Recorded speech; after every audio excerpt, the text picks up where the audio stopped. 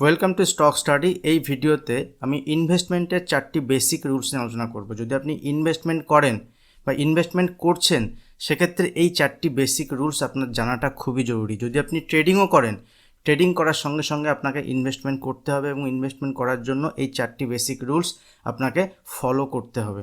তো দেখুন, এই ভিডিওতে যে 4টি বেসিক রুলস নিয়ে আমি ডিসকাস করব, এগুলো ইনভেস্টমেন্ট রিলেটেড এবং ইনভেস্টমেন্ট ছাড়াও বেসিক অঙ্ক বা বেসিক ম্যাথমেটিক্স যদি আপনার জানা থাকে তবেই আপনি ইনভেস্টমেন্ট করতে পারেন। যারা প্রথমবার ভিডিও দেখছেন, যারা স্টক স্টাডি বাংলা চ্যানেলটিকে এখনও সাবস্ক্রাইব করেনি, তারা অবশ্যই এই চ্যানেলটিকে সাবস্ক্রাইব করে নিন এবং সঙ্গে সঙ্গে স্টক প্রাইমও আমাদেরই চ্যানেল, স্টক প্রাইম চ্যানেলটিও সাবস্ক্রাইব করে রাখবেন। এটা নতুন স্টার্ট হয়েছে এবং এই চ্যানেলে লার্নিং ভিডিও ক্যান্ডেলস্টিকের আসছে এবং ভিডিও আসতে থাকবে। এছাড়াও এখানে লার্নিং ভিডিও, অ্যানালিসিস ভিডিও আসতে থাকবে। তো দেখুন, ইনভেস্টমেন্ট রিলেটেড যে ফার্স্ট 4টি রুলস, বেসিক 4টি রুলস আপনাকে জানতে হবে। তার মধ্যে প্রথম যে রুলস সেটা হচ্ছে যে যখন আপনি ইনভেস্টমেন্ট করছেন, সেক্ষেত্রে ইনভেস্টিংয়ের সময় আপনাকে মনে রাখতে হবে যে ইনভেস্টমেন্ট কিন্তু 2-6 মাসের জন্য নয়। ইনভেস্টমেন্ট মানেই হচ্ছে সেখানে মিনিমাম 5 ইয়ার্স টু 10 ইয়ার্স আপনার সেখানে টাইম ডিউরেশন থাকবে। যে আপনি কোনো একটা শেয়ার যখন বাই করছেন, সেক্ষেত্রে সেই শেয়ার বাই করার পরে আপনাকে 5 বছর থেকে 10 বছর হোল্ড করতে হচ্ছে। দেখুন, ফার্স্ট রুল হচ্ছে পোর্টফোলিও। যে পোর্টফোলিও মানে যেখানে আপনি শেয়ার বাই করার পরে যে শেয়ারগুলো আপনার যেখানে আছে, সেই পোর্টফোলিও রোজ রোজ এখানে দেখা যাবে না। রোজ রোজ পোর্টফোলিও দেখা যাবে না। যদি আপনি রোজ রোজ পোর্টফোলিও দেখেন, সেক্ষেত্রে মার্কেটে যখনই ফল হবে, সেই ফলিং সিচুয়েশনে আপনার মধ্যে প্যানিক আসবেন। কারণ আপনি মনে রাখবেন যে এখানে টাইম ডিউরেশন হচ্ছে আপনার 5 থেকে 10 বছর। কারণ যখন আপনি শেয়ার বাই করেছেন, সেই শেয়ার বাই করার সময় সেই কোম্পানির যে মিশন, সেই কোম্পানির ভিশন, সেই কোম্পানির আগামী দিনে কি হতে পারে 5 বছর 10 বছরের ভিউ থেকে কিন্তু আপনি সেখানে বাই করেছেন। তো এটা একটা গুরুত্বপূর্ণ পয়েন্ট যে রোজ রোজ যদি আপনি দেখেন, এখানে প্যানিক সিচুয়েশান হতে পারে। এর সঙ্গে সঙ্গে এরই একটা পয়েন্ট, সেটা হচ্ছে নিফটি 50। অনেকে যখন ট্রেডিং করেন মার্কেটে, বা যখন মার্কেটে আমরা কম্পেয়ার করি যে মার্কেট উপরে যাচ্ছে না মার্কেট নিচে যাচ্ছে, সেখানে কিন্তু আমরা নিফটি, ব্যাঙ্ক নিফটি বা সেন্সেক্সকে দেখি। তো নিফটি, ব্যাঙ্ক নিফটি, সেন্সেক্স এগুলোর সঙ্গে, ব্যাঙ্ক নিফটি, সেন্সেক্স এগুলোর সঙ্গে আপনার যে পোর্টফোলিও, সেই পোর্টফোলিওকে কম্পেয়ার করা চলবে না। সেই পোর্টফোলিওকে কম্পেয়ার করা চলবে না, ঠিক আছে? নিফটি, ব্যাঙ্ক নিফটির সঙ্গে আপনার পোর্টফোলিওকে কম্পেয়ার করা চলবে না। কারণ কি? দেখুন, এর কারণ হচ্ছে আমাদের মার্কেটে যদি দেখেন, মার্কেটে 7000 প্লাস, মোর দ্যান 7000 কোম্পানি আছে। সেই 7000 কোম্পানির মধ্যে যদি নিফটিতে দেখেন, নিফটিতে কটা কোম্পানি আছে? নিফটিতে 50টা কোম্পানি আছে।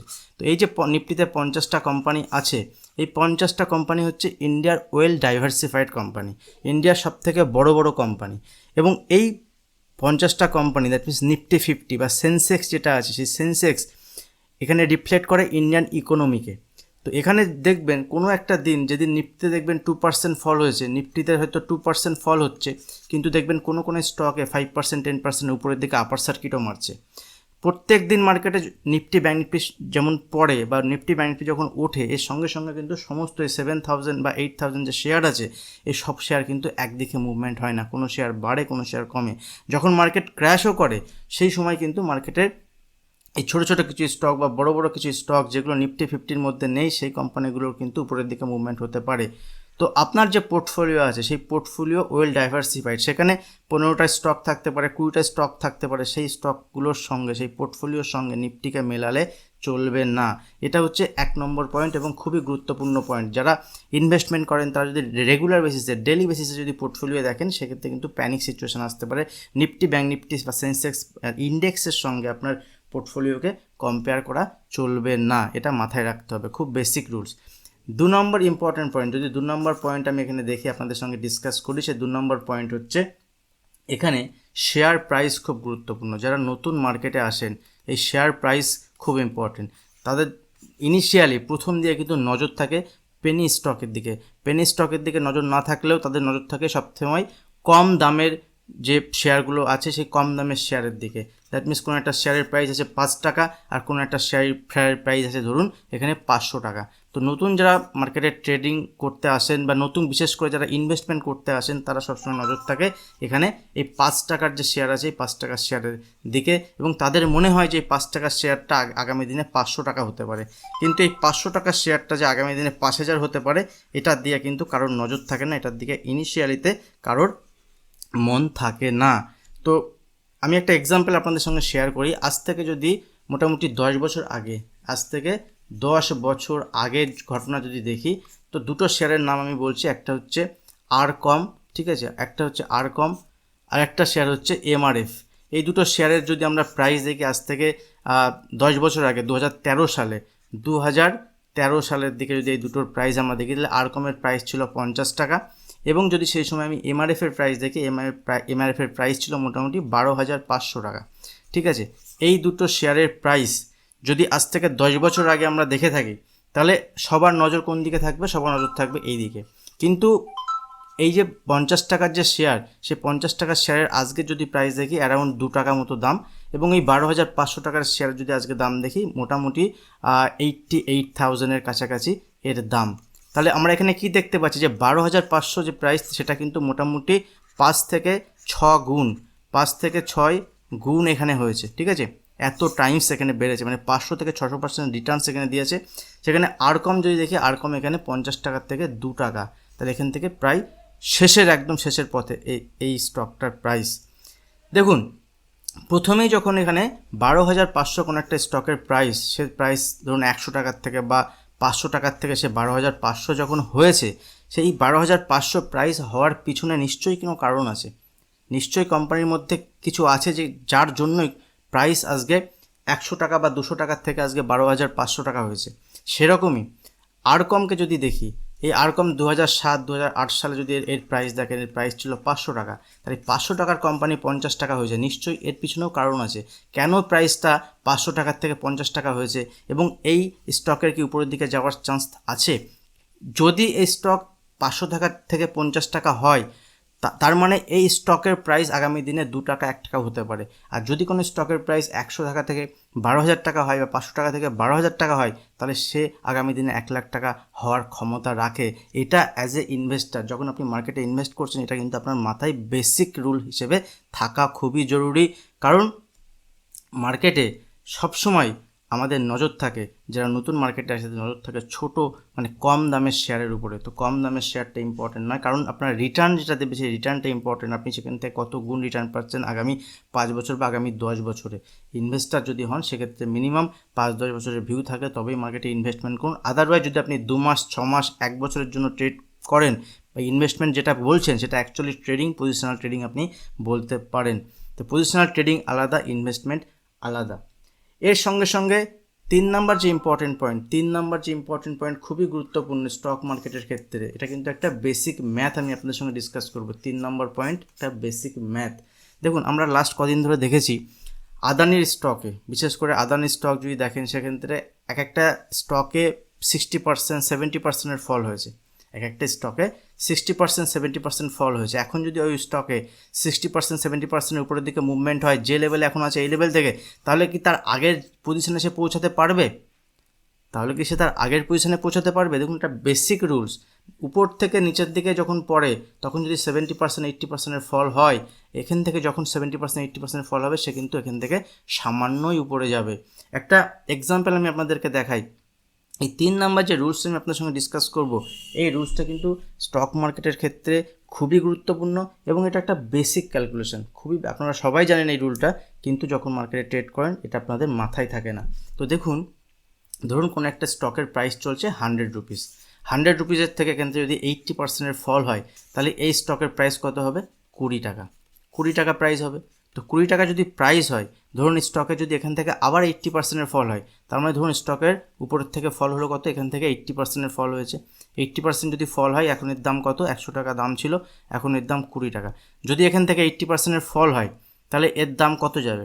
দেখুন 20 রুপিসের 80% হয় 16 রুপিস, তার মানে 20 + 16 হবে, এর প্রাইস হবে 36 রুপিস। তার মানে স্টকের প্রাইস 80%-এর ফল হলে তার দাম হবে যেমন 20 টাকা, 20 টাকার থেকে 80% মুভমেন্ট হলে তার দাম হবে 36 টাকা। তার মানে এটা কিন্তু বুঝবেন যে মার্কেটে 80% ফল হয়ে যাওয়ার পরে হায়ার লেভেল থেকে যদি নিচের লেভেল থেকে আবার 80%-এর মুভমেন্ট হয়, তাহলে কিন্তু স্টক সেই জায়গাতে কোনো দিনই পৌঁছাবে না। তো সেই সময় সব সময় ইনভেস্টমেন্ট করার সময় আপনাকে মাথায় রাখতে হবে যে যদি আপনি কোনো স্টকে ফল যখন হচ্ছে, ফল হওয়ার পরে সেই স্টকে ভাবেন যে এই স্টকে আমি এখনই নেওয়ার সুযোগ, এরকমটি নয়।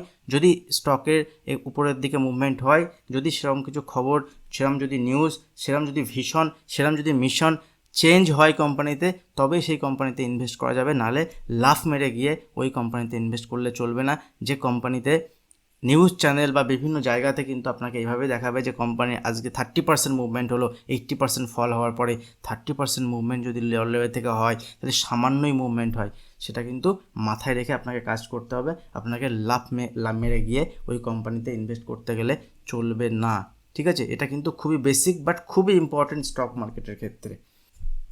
এই 4টি বেসিক রুলসের মধ্যে লাস্ট যে ইম্পর্টেন্ট রুলস, 4 নম্বর রুলস, সেটা হচ্ছে সবাই যখন এখানে ট্রেড করতে আসেন বা ইনভেস্ট করতে আসেন তখন পারপাস ভুলে যান। দেখুন, ইনভেস্টমেন্ট যখন আপনি করছেন তখন আপনাকে মাথায় রাখতে হবে যে ট্রেডিং আর ইনভেস্টিং জিনিস দুটো আলাদা। ট্রেডিং মাইন্ডসেট থেকে যদি আপনি ইনভেস্টমেন্টের চিন্তা করেন, তাহলে কিন্তু সেখানে ইনভেস্টমেন্ট আপনি করতে পারবেন না। ইনভেস্টমেন্ট আর ট্রেডিং এই দুটো জিনিস আলাদা। আপনি ট্রেডিং মাইন্ডসেট থেকে যেমন ইনভেস্টমেন্ট করতে পারবেন না, ইনভেস্টমেন্ট মাইন্ডসেট থেকে আপনি ট্রেডিং করতে পারবেন না।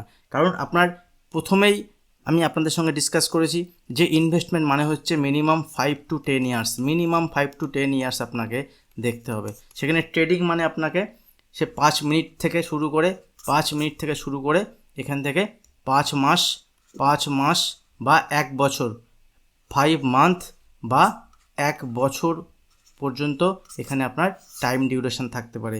এবং ট্রেডিংয়ের ক্ষেত্রে আপনার স্টপ লস খুব স্ট্রিক্টলি ইউজ করতে হয়। বাট ইনভেস্টমেন্টের ক্ষেত্রে স্টপ লস থেকেও ইম্পর্টেন্ট হচ্ছে কোথায় আপনি এভারেজ করছেন। লোয়ার লেভেলে দেখুন, যদি কোম্পানির আপনার মিশন ভিশন ঠিক থাকে, যদি ফান্ডামেন্টাল কিছু চেঞ্জ না হয়, সেক্ষেত্রে নিচে এলে কোম্পানিতে আপনি এভারেজ করতে পারেন। যদি আপনার টাইম ডিউরেশন থাকে মিনিমাম 5 to 10 ইয়ার্স, সেক্ষেত্রে নিচে এলে যদি মার্কেটে অন্য কোনো বাইরের কোনো কারণের জন্য যদি স্টক মার্কেটে ফল হয়, তাহলে আপনার যে স্টক মার্কেটের যে কোম্পানিতে আপনি ইনভেস্টমেন্ট করেছেন, তাহলে সেখানেও কিছুটা কারেকশান আসবে। তো সেই কারেকশানে লোয়ার লেভেলে সঠিক জায়গাতে আপনাকে এভারেজিংও করা প্রয়োজন। বাট ট্রেডিংয়ের ক্ষেত্রে এভারেজিং বলে কিছু হয় না। ট্রেডিংয়ে আপনি এভারেজিং নয়, ট্রেডিংয়ের ক্ষেত্রে আপনি পিরামিডিং করতে পারেন এবং পিরামিডিং আপনার হায়ার লেভেলে করা যেতে পারে। তো এখানে স্টপ লস, ট্রেডিংয়ের ক্ষেত্রে স্টপ লস খুব গুরুত্বপূর্ণ, আর এখানে কিন্তু স্টপ লস অতটা গুরুত্বপূর্ণ নয়। তো ট্রেডিং এবং ইনভেস্টিং জিনিস দুটো টোটালি আলাদা। আপনি ইনভেস্টমেন্ট মাইন্ডসেট থেকে ট্রেডিং করতে পারবেন না, আপনি ট্রেডিং মাইন্ডসেট থেকে ইনভেস্টমেন্ট করতে পারবেন না। তো ইনভেস্টিং করার সময়, ইনভেস্টমেন্টের সময় আপনার কিন্তু এই বিষয়টা কিন্তু মাথায় রাখতে হবে যে আপনি এখানে ট্রেডিং করছেন না ইনভেস্টমেন্ট করছেন। যদি ভিডিও ভালো লাগে অবশ্যই ভিডিওতে লাইক শেয়ার করবেন। আপনার লাইকই আমার সাপোর্ট। আপনি লাইক করছেন মানে ডাইরেক্টলি আমাকে সাপোর্ট করছেন। যদি লাইক করেন, ভিডিও যদি শেয়ার করেন, সেক্ষেত্রে আগামী দিনে এই ধরনের educational video, learning video, investment related, trading related আসতে থাকবে। আজ ভিডিও এখানে শেষ করছি, দেখা হবে নেক্সট ভিডিওতে। ধন্যবাদ।